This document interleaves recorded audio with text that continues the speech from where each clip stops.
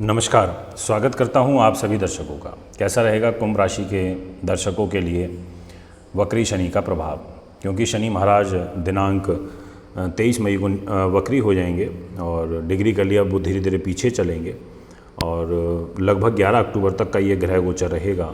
तो यानी कि 5 महीने लगभग 141 दिन आपको और हमें प्रभावित करेंगे। अब ये प्रभावित करेंगे तो निश्चित तौर पर इसमें कुछ अच्छी घटनाएं भी घटित होंगी तो कुछ बुरी भी घटित होंगी। और शुभ ग्रह का वक्री होना अच्छा होता है, अशुभ ग्रह का वक्री होना उतना लाभप्रद नहीं होता। अब यहाँ पर फिर कौन संभालेगा ग्रहों को? कुंभ राशि का क्या होगा, कुंभ राशि के दर्शकों का क्या होगा?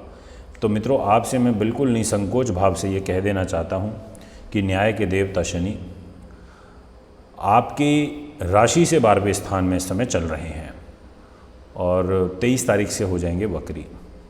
कोई भी ग्रह जब फले ज्योतिष के नियम अनुसार अपनी राशि से 12वें चला जाए, आप ऐसे समझ लीजिए कि आप यहाँ से धीरे धीरे आगे बढ़ रहे हैं तो अच्छा ही है।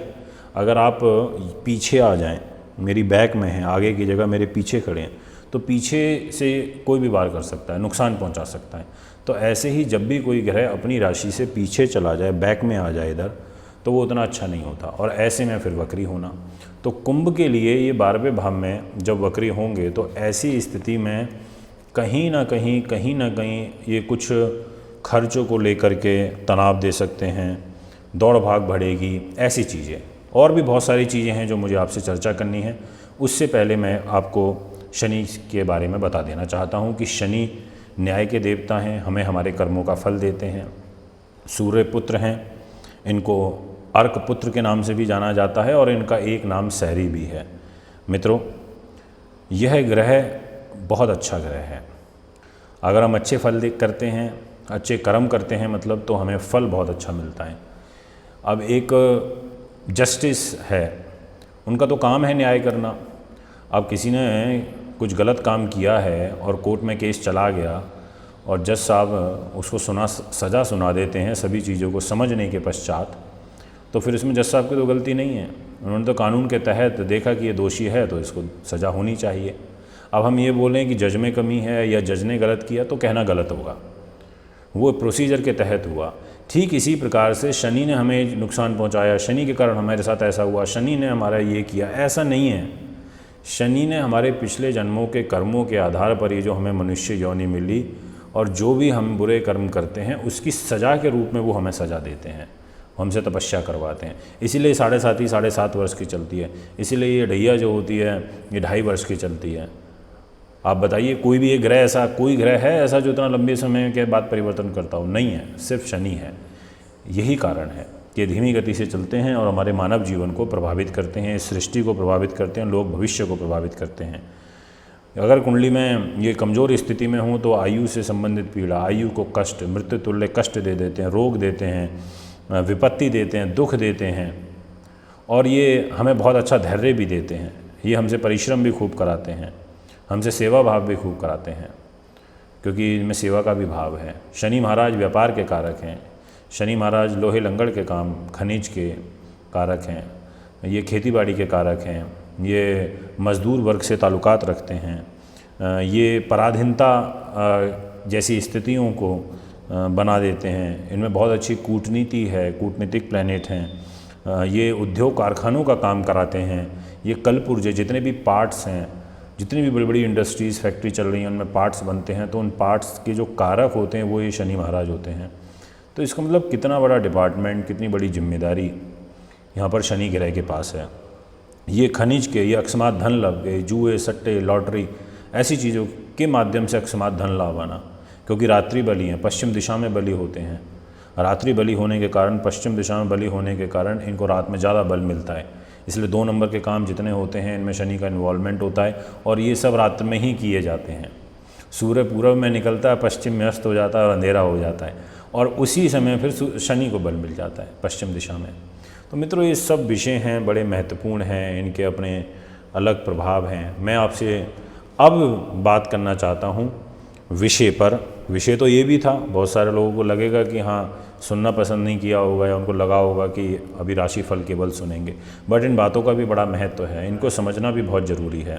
तो जितने भी कुंभ के दर्शक हैं उनसे मैं कहना चाहता हूँ सबसे पहली बात कि आप शनि की 7.5 से जूझ रहे हैं। 7.5 से जूझने के कारण आपका प्रथम चरण इस समय चल रहा है और शनि द्वादश स्थान में चल रहा है।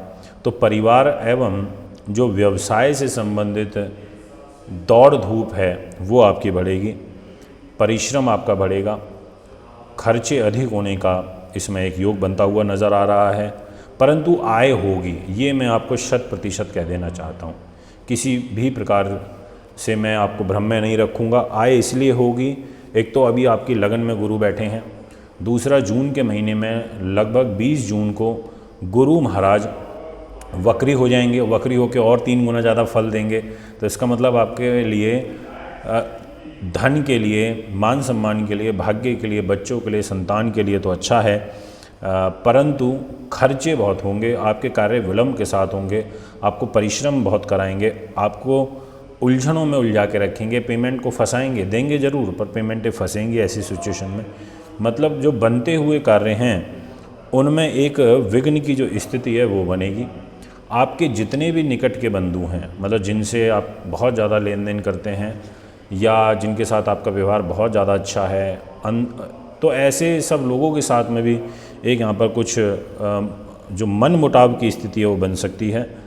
इसमें विशेष रूप से गाड़ी आप धीमी गति से चलाएं, क्योंकि शनि का और मंगल का एक समसप्तक योग बनेगा और इस समसप्तक योग में कहीं ना कहीं आपको तकलीफ़ हो सकती है, इसलिए आपको ध्यान रखना है। और ये बनेगा 2 जून से लेकर 19 जुलाई के मध्य में।